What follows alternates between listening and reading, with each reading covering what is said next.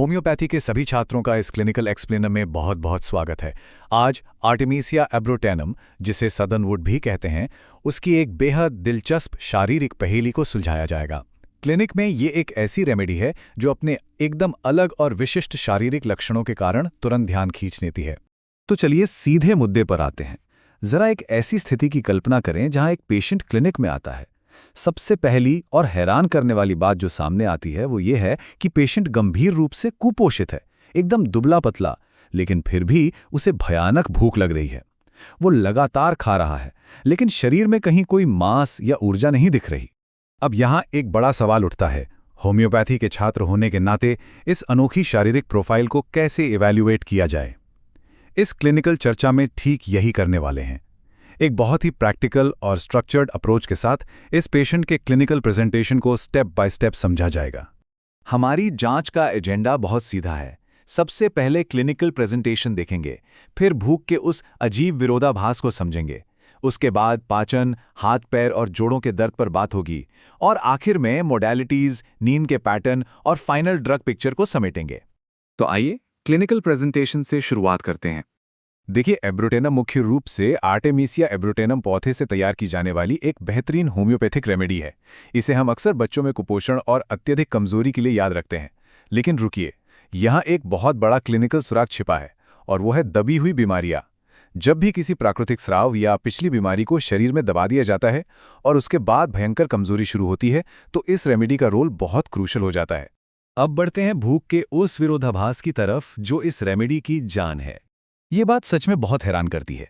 एक तरफ पेशेंट को लगातार तेज भूख लग रही है, जिसे ग्नोइंग हंगर कहते हैं, और दूसरी तरफ शरीर भयंकर रूप से सूखता जा रहा है। मतलब शरीर लगातार भोजन मांग रहा है। पेशेंट खूब खा भी रहा है, लेकिन वो खाना शरीर को लग ही नहीं रहा है। दिन प्रतिदिन बस कमजोरी ही बढ़ रही है। और यहाँ एक ऐसा कीनोट है जिसे क्लिनिकल प्रैक्टिस में कभी नहीं भूलना चाहिए। शरीर का सूखना, विशेषकर पैरों से ऊपर की ओर। ये एक एकदम पक्का हॉलमार्क शारीरिक लक्षण है। जब पेशेंट के पैर सबसे ज्यादा पतले दिखाई दें और ये सूखापन नीचे से ऊपर की तरफ बढ़ता हुआ लगे, तो समझ जाना चाहिए कि हमारी डायग्नोसिस बिल्कुल सही दिशा में जा रही है। अब पेट और आंतों के लक्षणों को देखते हैं, ताकि समझ आ सके कि आखिर खाना जा कहां रहा है। पेट के लक्षण बिल्कुल साफ बता देते हैं कि पाचन तंत्र पूरी तरह से फेल हो चुका है। लगातार और बहुत सारा भोजन करने के बावजूद गंभीर अपच की समस्या बनी रहती है। बार बार पेट फूलता है, एक भारीपन सा महसूस होता है। कहने का मतलब है कि शरीर भोजन अंदर तो ले रहा है, लेकिन उसे पचाकर ऊर्जा या मांस में बदलने की ताकत उसमें बची ही नहीं है। आंतों के काम करने का तरीका भी एकदम अस्थिर होता है। मल त्याग की प्रक्रिया कितनी अनबैलेंस्ड है, ये साफ दिखता है। कभी पेशेंट को एकदम पतले और बेहद दुर्गंधयुक्त दस्त लग जाते हैं, तो कभी गंभीर कब्ज हो जाती है जहां बहुत ज्यादा जोर लगाना पड़ता है, और तो और कभी कभी बवासीर के साथ खून भी आ सकता है। ये जो बार बार बदलने वाली स्थिति है ना, ये एक बहुत बड़ा क्लिनिकल हिंट है। चलिए अब ध्यान ले चलते हैं हाथ पैर और जोड़ों के दर्द पर। याद है अभी बात हुई थी पैरों से ऊपर की ओर सूखने की? वो बात यहाँ एकदम सटीक बैठती है। पैरों में अत्यधिक कमजोरी और दुबलापन तो है ही, लेकिन साथ ही जोड़ों में बहुत तेज दर्द रहता है। और सबसे खास बात, यहाँ न्यूरोलॉजिकल संकेत भी देखने को मिलते हैं, जैसे हाथ पैरों में कंपन और सुन्नपन महसूस होना। पूरा नर्वस और मस्कुलर सिस्टम इस कमजोरी से बुरी तरह हार मान चुका होता है। अब जरा मोडालिटीज और नींद के पैटर्न को समझ लेते हैं कि आखिर तकलीफ कब बढ़ती है और कब कम होती है।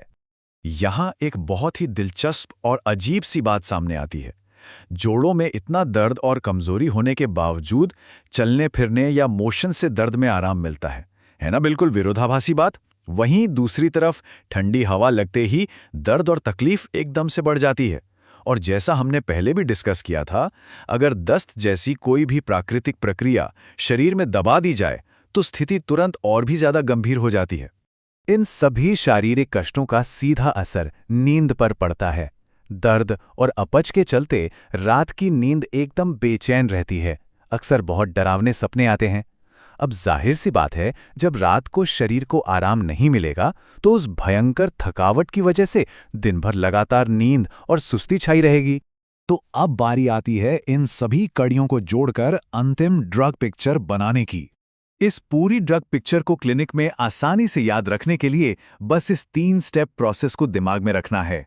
पहला स्टेप, दबी हुई बीमारियों या बचपन के कुपोषण के इतिहास को पहचानना। दूसरा स्टेप, उस अजीब सी तेज भूख और अत्यधिक कमजोरी के विरोधाभास को पकड़ना। और तीसरा स्टेप, पैरों से ऊपर की ओर शरीर के सूखने वाले लक्षण को कंफर्म करना। ये एक ऐसा क्लिनिकल फॉर्मूला है जो शायद ही कभी फेल होता है। तो क्लिनिकल प्रैक्टिस के लिए अंत में एक सोचने वाली बात छोड़कर जाते हैं। जब कभी कोई ऐसा पेशेंट सामने आए जिसका शरीर पैरों से सूख रहा हो लेकिन भूख मिटने का नाम ही ना ले रही हो, तो क्या सबसे पहला विचार एब्रोटेनम का आएगा? इस अनूठी शारीरिक प्रोफाइल को गहराई से समझने के बाद यकीनन अगली क्लिनिकल जांच के लिए हम सभी और भी बेहतर तरीके से तैयार हैं। इस एक्सप्लेनर से जुड़ने के लिए बहुत बहुत धन्यवाद।